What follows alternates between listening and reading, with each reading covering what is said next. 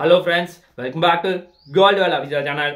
இன்னைக்கு வீடியோவில் என்ன பார்க்க போறேன்னா, அமெரிக்காவிலிருந்து இந்தியாவுக்கு கேபிள் மூலமா இன்டர்நெட் கொண்டு வர போறாங்க. அது எப்படிப்பா சாத்தியமாக போகுது, அதை பத்தி தான் டீட்டெயிலா இன்னைக்கு பதில பார்க்க போறோம். அப்படி சாத்தியமாச்சுன்னா ஃபியூச்சர்ல என்னென்ன பிரச்சனை எல்லாம் வரப்போகுது, அதுவும் பர்டிகுலரா இந்த வீடியோ முடியும் போது இது ஏதாவது கேபிள் ப்ராப்ளம் ஆச்சுன்னா ஒரு நாடே அழியறதுக்கு நிறைய வாய்ப்புகள் இருக்கு. பொருளாதாரம் அந்த அளவுக்கு டவுன் ஆகிறதுக்கு மிகப்பெரிய வாய்ப்பு இருக்கு. அதுக்கு முக்கியமான காரணம் அதை பத்தி தான் டீட்டெயிலா நீங்க பதில பார்க்க. வணக்கம் நண்பர்களே. ஃபர்ஸ்ட், ரீசன்ட் டைம்ல ஃபேஸ்புக் உடைய ஒரு முக்கியமான நிறுவனமான மெட்டா அவர்கள் ஒரு முக்கியமான அறிவிப்பை கொடுக்குறாங்க. நாங்க அமெரிக்கால இருந்து இந்தியாவுக்கு எங்களால கேபிள் மூலமா இன்டர்நெட் கொடுக்க முடியும் அப்படின்னு சொல்றாங்க. எப்படிப்பா கேபிள் கொடுக்க முடியும் அப்படின்னு பார்த்தா, அவர்கள் அண்டர் வாட்டர்ல நீருக்கடிய கேபிள் போட்டு எங்களால பண்ண முடியும் அப்படின்னு சொல்றாங்க. அதுவும் 1 கிலோமீட்டர் 2 கிலோமீட்டர் கிடையாது, 50,000 கிலோமீட்டர். நம்ம பூமியுடைய சர்க்கம்ஃபரன்ஸே ஜஸ்ட் 40,075 கிலோமீட்டர் தான். அதை விட 2 to 3 மடங்கு ஜாஸ்தியா இருக்கு. ஆக்சுவலா இதுல எதுக்குப்பா கேபிள் மூலமா நமக்கு இன்டர்நெட் கொடுக்குறாங்க, ஏன் நம்ம சேட்டலைட் மூலமா ட்ரை பண்ணக்கூடாதுன்னு கேட்டா, இந்த கேபிள் மூலமா சேட்டலைட் விட 200 மடங்கு ரொம்ப ரொம்ப பவர்ஃபுல்லா இருக்கும். அந்த அளவுக்கு இது வேகம் ஜாஸ்தியா இருக்கும் அப்படின்னு நம்புறாங்க. அதுவும் பர்டிகுலரா இந்த மாதிரி சுச்சுவேஷன்ல, இப்ப கரண்ட் சுச்சுவேஷன்ல இந்தியா மாதிரி நாடுகளுக்கு அதிகமா ஸ்கூல் ஆகட்டும், ஹாஸ்பிட்டல், காலேஜ், மிலிட்ரி, இந்த மாதிரி பல்வேறு பகுதிகளில் நம்ம இன்டர்நெட் தான் யூஸ் பண்ணிருக்கோம். அது ஒரு நாளைக்கு ட்ரில்லியன் கணக்கில் ஷேர் நடந்துட்டு இருக்கு, டிரான்சாக்ஷனும் நடந்துட்டு இருக்கு. அதனால இந்தியா யோசிச்சது என்னன்னா, இந்த மாதிரி வேற ஏதாவது நாடுகளோட கூட்டு சேர்ந்து நம்ம இன்டர்நெட்டை டெவலப் பண்ணி ஆகணும். அப்படி பண்ணா தான் இன்னும் வருங்காலத்தில் ஆன்லைன் டிரான்சாக்ஷன் இன்னும் நிறைய பகுதியில் இல்லாமல் இருக்கு. அது பர்டிகுலரா வில்லேஜ் ஏரியாவில் இல்லாமல் இருக்கு. அதை கொண்டு வரலாம். அதே மாதிரி எக்கனாமி டெவலப் பண்ணலாம், இன்ஃப்ராஸ்ட்ரக்சரையும் டெவலப் பண்ணலாம் அப்படின்னு சொல்லி இந்தியா முடிவு இருக்கிறாங்க. அதற்கான பாசிபிள் தான் இந்த அண்டர் வாட்டர் கேபிள். அதே மாதிரியே இந்த ஃபைபர் ஆப்டிக் கேபிள் ஒரு சில பகுதியில் ரொம்ப டேஞ்சரான பகுதி இருக்கு கடல்ல. அந்த மாதிரி பகுதியில் என்ன பிளான் பண்ணியிருக்காங்க, ஒரு புதைகுழி மாதிரி ரெடி பண்ணி அதுக்குள்ள வைக்கலாம் அப்படின்னு சொல்லி பிளான் பண்ணிருக்காங்க. அதே மாதிரியே இது கடலுக்கடி எவ்வளவு ஆழ்த்தலப்பா போட போறாங்க அப்படின்னு பார்த்தா, சுமார் 7,000 மீட்டருக்கு அடியே தான் போட போறாங்க. அதனால இங்க கப்பல், நீர்மூழ்கி கப்பல் இந்த மாதிரி எதுவுமே படாத அளவுக்கு ரொம்ப சேஃப்டியா இருக்கும் அப்படின்னு சொல்லி விஞ்ஞானிகள் நம்புறாங்க. அதே மாதிரியே இங்க பர்டிகுலரா அமெரிக்கால இருந்து இந்தியாவுக்கு கொண்டு வர போறீங்க, எந்த ரூட்டை மெயினா பயன்படுத்த போறாங்க, யாரெல்லாம் உள்ள கான்ட்ரிபியூட் பண்றாங்க அப்படின்னு பார்த்தா, பர்டிகுலரா US, India, south Africa, Brazil, இந்த மாதிரி முக்கியமான நாடுகள் தான் இதுல பங்கேற்க போறாங்க. அதே மாதிரி இதுல நிறைய நிறுவனங்கள் மெட்டாவோட கூட்டு சேர்ந்திருக்காங்க. பல பில்லியன் டாலர் உள்ள இன்வெஸ்ட் பண்ணிருக்காங்க.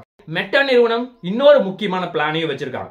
நார்மலா ஒரு ஃபைபர் ஆப்டிக் கேபிள் போடும்போது இன்டர்நெட்டுக்காக ஒரு 8 to 16 கேபிள் இருந்தாவே ஓகே தான். பட் மெட்டா நிறுவனம் 24 ஃபைபர் ஆப்டிக் கேபிள் போட பிளான் பண்ணிருக்காங்க. இது எதற்காகனா, இன்டர்நெட் வேகத்தையும் அதிகரிக்க முடியும், அது பவர் ரொம்ப அதிகமா இருக்கும் அப்படிங்கிற ஒரு காரணத்துக்காக தான் இந்த மாதிரி ஒரு பிளான் பண்ணிருக்காங்க. இது ஒரு மிக பிரம்மாண்டமான பட்ஜெட்டா பார்க்கப்படுது. அண்டர் வாட்டர் கேபிள் ஃபர்ஸ்ட் எப்ப ஆரம்பிச்சாங்கன்னா, இந்த மாதிரி மெத்தட் 1850லயே இங்கிலாந்துல இருந்து பிரான்ஸுக்கு கொண்டு வரதா என்னுடைய பிளான். இது மெயினா தந்தி பர்பஸ்க்காக தான் ஆரம்பிச்சாங்க.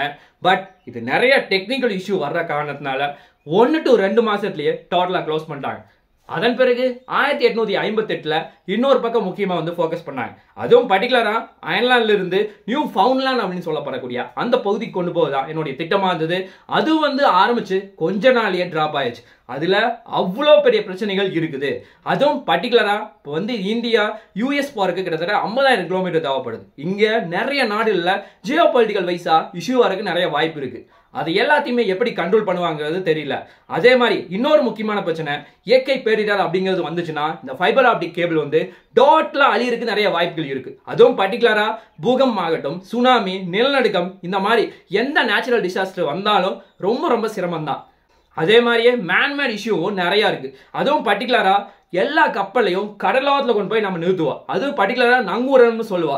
அந்த நங்கூரத்தில் கொண்டு போய் நம்ம நிறுத்தும் பொழுது ஒருவேளை அந்த ஃபைபர் ஆப்டிக் கேபிள் மேல டேமேஜ் ஆகிறதுக்கு நிறைய வாய்ப்பு இருப்பதாக சொல்லப்படுகிறது. அப்படி டேமேஜ் ஆச்சுன்னா இது ஒரு மிகப்பெரிய சேதத்தை உலகத்துல பல்வேறு பகுதியில் கொண்டு வந்திருக்கு. 2022ல டேங்கோ அப்படிங்கிற ஒரு முக்கியமான பகுதி இருக்கு. அங்க இதே மாதிரி ஃபைபர் ஆப்டிக் கேபிள் கட் ஆயிடுச்சு. ஒரு ப்ராப்ளம் இருக்கு. அதை ரெடி பண்ணணும் அப்படின்னா நடுக்கடல ஒரு ப்ராப்ளம் ஆகுதுன்னா அங்க கப்பல் மூலமா தான் போக முடியும். அப்படி கப்பல் மூலமா போறதுக்கு 2 to 3 நாள் ஆகும். அங்க கிட்டத்தட்ட ஒரு வாரத்துல இருந்து 10 நாள் வரைக்கும் டைம் எடுத்துச்சு.